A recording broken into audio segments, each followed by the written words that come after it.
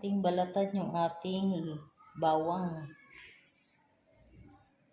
Kasi mahirap balatan kaya yung bawang kasi dumidikit sa kamay.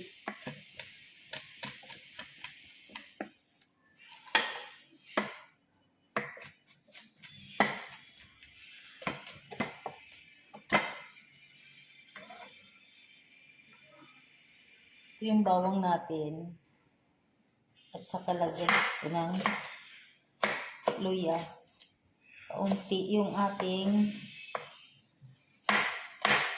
sabaw. Magsabaw tayo.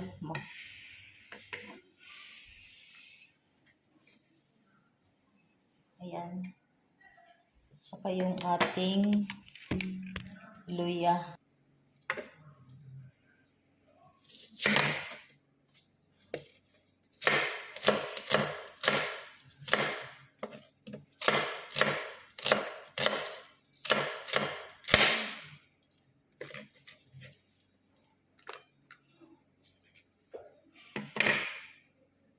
Yan mga guys, hiniwa ko na ng pahaba yung bell pepper. Tapos isunod ko dyan yung carrots sa paghiwa at pahaba ang hiwa din yan. Tapos pati yung Baguio beans, ginagayat ko lang siya ng maliliit para para madali siyang makain. At ganun talaga yung hiwa niya guys. Maliliit ang hiwa ng Baguio beans. Tapos naman dyan sa carrots ay pahaba. Kaya ang lahok ko dyan sa aking soup ay sabaw ba ay carrots, Baguio beans at saka chicken. Yun guys. At pagkatapos ko dyan iwain lahat yan ay hinugasan ko uli. Yun lang guys. Mahirap yung kutsilyo ko guys. Maliit. Ay, maano siya. Hindi siya matalas.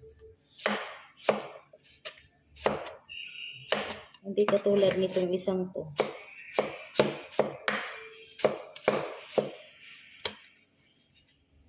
Matalas. Ayan guys. Tapos kukuha tayo ng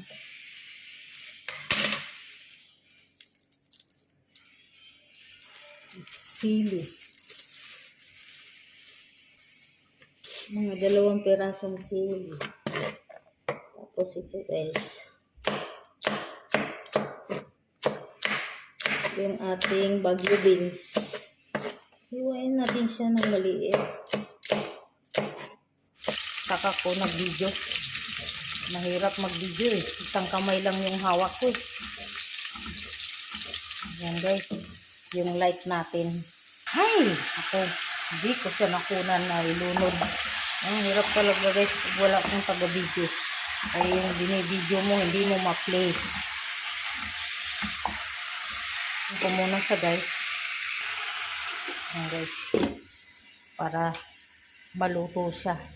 Palabasin ko muna yung kanyang katas, yung kanyang tubig. Saka ko siya palabasin ko yung kanyang tubig, tapos patuyuin, saka ko lagyan ng sabaw. Kalamansi juice.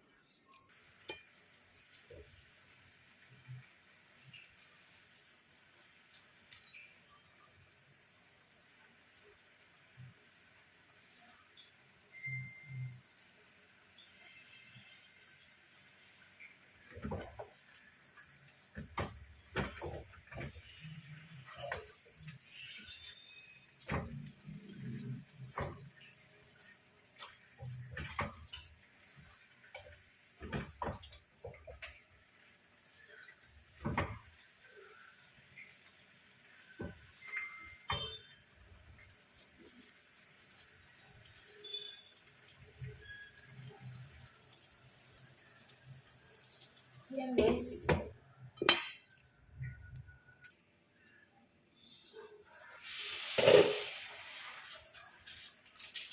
Lagyan ko ng seasoning guys.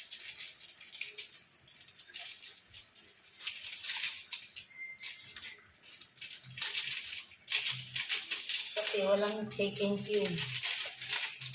Kaya yung ano na lang, magic sarap.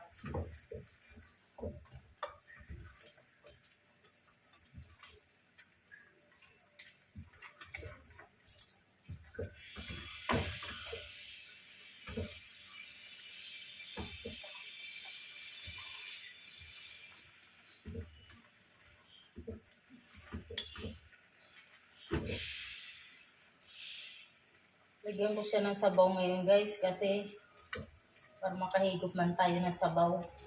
Dahil matagal-tagal na rin wala tayong sabaw. Hindi ako makapag-tinola. May matagal na rin ako nag-isip ng nang magluto ako ng sabaw. Tulad kahapon, gusto ko magluto ng sopas. Kaya lang, tanghali na ako nagising kaya hindi ako nakapagluto. Grabe pawis ko guys. Oh. Kasi uminom ako ng calamansi juice. Pero itong calamansi juice ko guys, mainit to. 2 piraso.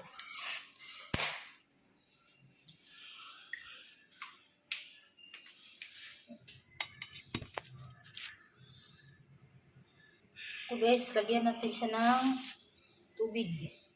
Lagyan na natin siya ng sabaw.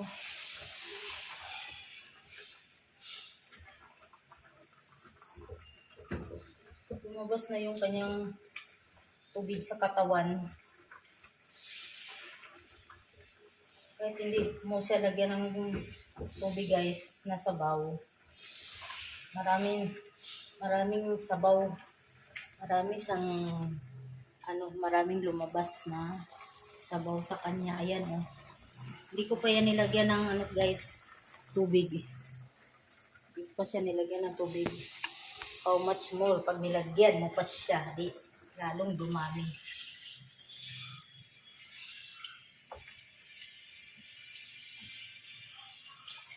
Ayan guys. Tama na siguro tong sabaw na to guys. Ayan. Tama na siguro yan.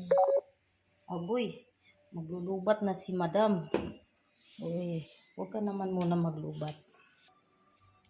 Ito guys, ang lahok ko. Kasi lalagyan ko siya ng sutanghon para may sabaw at masarap. Masarap ang may sabaw. Guys.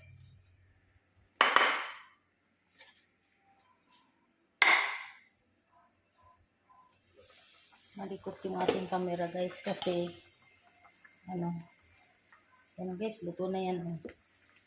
Luto ng ating chicken with sutanghon. Sutanghon guys. Lagyan natin ng sutanghon. Yan. Hindi ko na yan guys, pinutol-putol. Kasi magputol-putol ng kanya yan. Kasi maliliit lang naman yan guys. Gasino lang ba ang buhay nitong sutanghon na to? Kaya yan. Sandali lang yan guys. Luto na yan. Tikman natin.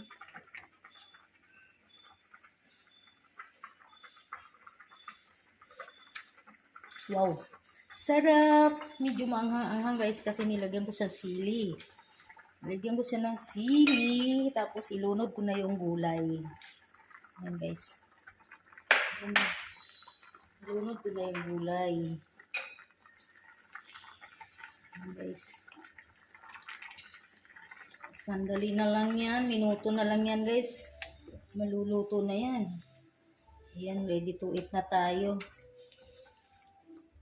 Yung anak ko guys, nutusan ko, hindi ako sinunod. Kaya ang mangyari, ako pa rin yung susunod. Mahirap ang mga bata ngayon guys eh. Pag inutusan mo, wala. Kaya, pasensya na, ang ina, umuutos sa anak. Ang utos mo sa anak mo, ikaw pa rin yung susunod. Kasawa. Samantalang noon guys, pag inutusan ka ng nanay at tatay mo, lolo't lola mo, pag hindi ka sumunod, palo ang abutin mo, kundi kurot pa sa singit. Ngayon, mamaya, pag inutusan mo, maya. Kaya ayan guys, so luto na siya guys. Ayan na. Ayan na guys. Luto na. Ayan guys. Yung ating sabaw. Chicken with sutanghon guys. Na mayroong gulay oh. Ayan. Luto na yan guys.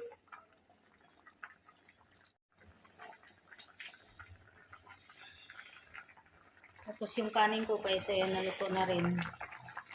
Tapos yan. Yung aking rice cooker kasi guys nasira. Kaya diyan na ako nagluluto. Kasi ito kontrolado na rin dahil hindi na rin siya nagtututong. Yan. Luto na yan guys. Okay. Patayin na natin guys oh. Patayin na natin yung ating kalan. Yan. Ganyan lang natin siya para hindi masyadong maluto yung gulay.